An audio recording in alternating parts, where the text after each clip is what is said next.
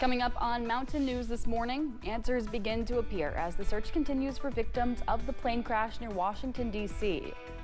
Dedicated to Eastern and Southern Kentucky, this is WYMT Mountain News This Morning. Good morning and a happy Friday to you, Mountain family. The date is January 31st, so it's also the last day of the month as we head into February, and the time is 6 o'clock.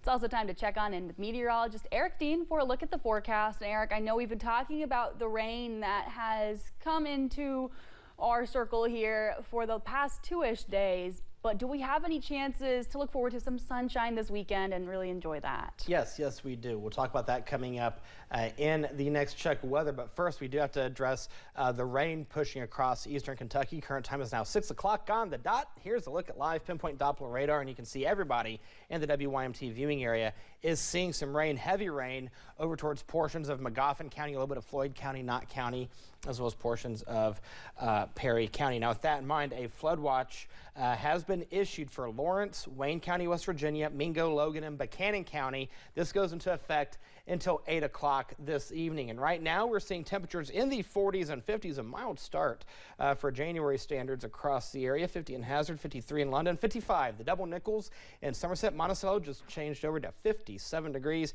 As you head out the door, we'll see temperatures in the mid-50s with the rain chances by 10 o'clock. 1 o'clock, we'll see a temperature of 57 degrees, mid-50s as we go throughout the evening hours. Again, keeping that rain chance in the forecast. Now, coming up in the first alert forecast, as Amelia mentioned, there is plenty of sunshine somewhere this weekend. I'll tell you when in a few minutes. Amelia. All right, Eric, thank you.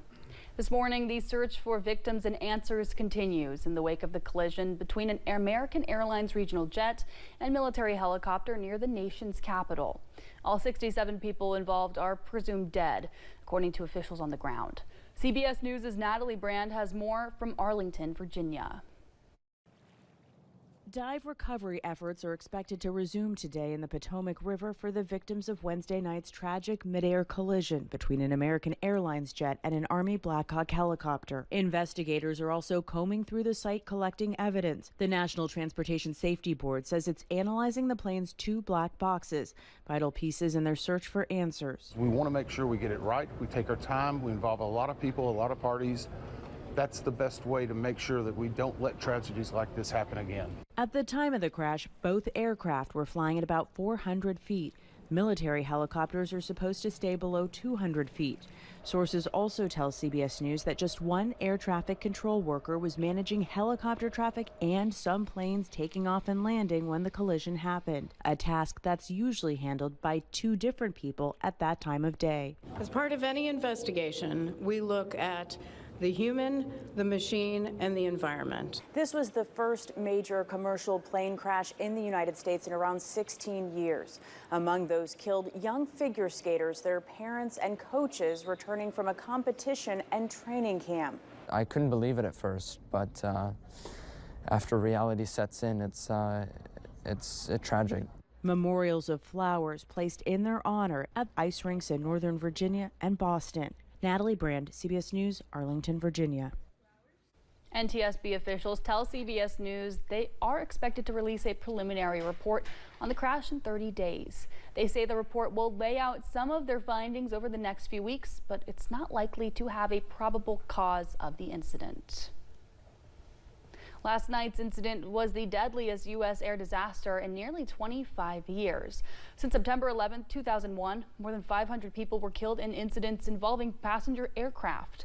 The deadliest happened when 260 people were killed in an American Airlines flight that crashed after takeoff from New York's JFK Airport just 2 months after 9/11. The second deadliest was this week's mid-air collision. It's followed by a 2009 crash in Buffalo, New York that killed 50 people, and then Comair Flight 5191 in Lexington in 2006.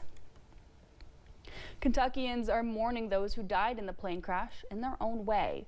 One former pilot who landed commercial airplanes at Ronald Reagan Washington National Airport says trying to land planes there can be stressful.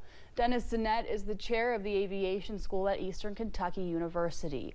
Sinnett, who also piloted aircrafts around Reagan National, says the crash that happened last night will be discussed in future classes. We'll try to decipher exactly what the lessons learned are and how they would apply to our program. Some folks in Kentucky can relate to this crash. In 2006, Comair Flight 5191 crashed at Bluegrass Airport in Lexington. The plane took off on the wrong runway, which was too short, and crashed. All 47 passengers and 2 crew members died. The next hearing for 3 men charged in connection with the death of Amber Spradlin was pushed back. In an order filed in the case, Special Judge Eddie Coleman pushed the date back to March 13th. The hearing was originally set for February 27th. MK McKinney was charged with murder and 8 counts of complicity to tampering with physical evidence. Michael McKinney and Josh Mullins were also charged with multiple counts of tampering in the case. A man is facing charges after a shooting incident in Knox County. Police responded to a report of a man being shot last weekend on Nanduff Road in the Hinkle area. When police later found Wesley Mills, they pulled him over. Police say Mills fired a weapon near the home where a man was shot. When Mills was doing target practice, one of the projectiles ricocheted and went through the door of the house trailer and struck the man in the knee.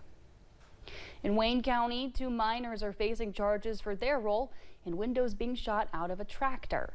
Police responded to a call on Tuesday at a farm on Taylor's Grave Church Road. The next day, the owner of the tractor told police he thought 1 minor was involved. Police later discovered another was believed to be involved. 1 minor was charged with criminal mischief, while the other was charged with complicity to commit criminal mischief. The attorney for Kim Davis says Davis may not be required to pay damages to a gay couple she denied a marriage license in 2015. In court on Thursday, Davis's attorney says she was acting as a government employee, which gave her qualified immunity. Qualified immunity protects government employees from personal liability and damages lawsuits for actions taken in their official capacity. But judges argue Davis was a government actor at the time and has since lost her immunity. But the lack of government protection is the lack of qualified immunity, right? Correct.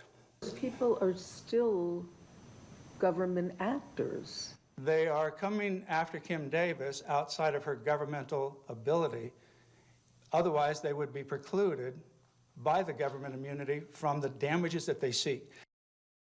In previous appeal attempts, Kim Davis's legal counsel also argued for her First Amendment free exercise of religion protection.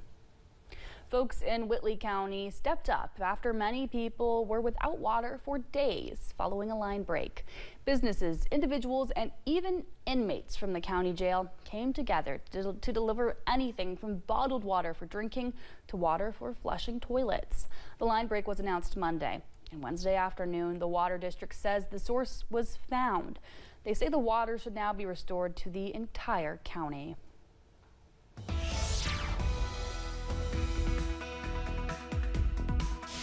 All right, rain gear is needed as you head out the door this Friday morning. Current time is now 6:07. Here's a look at live pinpoint Doppler radar, and we'll go ahead and pinpoint over towards portions of Magoffin County, over towards Johnson and Lawrence County, over towards the Paintsville area, Pikeville area, Hindman, seeing some heavy rain at this time. So please allow yourself some extra time to get to your destination this morning. Some places have already picked up a good inch to inch and a half of rain. Temperatures right now in the 40s and 50s, mid 50s, even upper 50s towards Somerset as well as Monticello. So your forecast for today will take us to 60. We'll keep the rain chances in the forecast throughout the day. We'll see temperatures in the mid 50s by the 7 o'clock hour. Now coming up in the next check of weather, we'll talk about the weekend, and I'll give you a hint. There's one day it's going to be pretty darn nice. I'll tell you which day that is coming up in a few minutes. Amelia.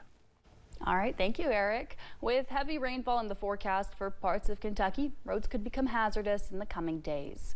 The rainfall, along with the melting snow and the potholes starting to appear, can come together to create a dangerous combination.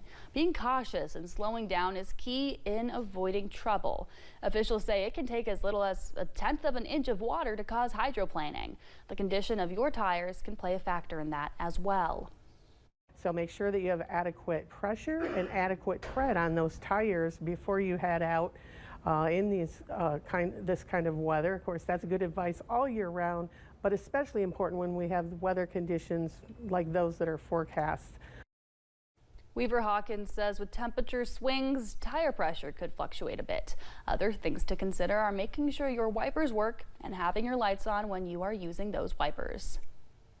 Well, thank you for joining us on Mountain News this morning. We have more news on the way. Officials are warning Americans what tariffs could mean, good and bad, ahead of the weekend deadline for countries to respond.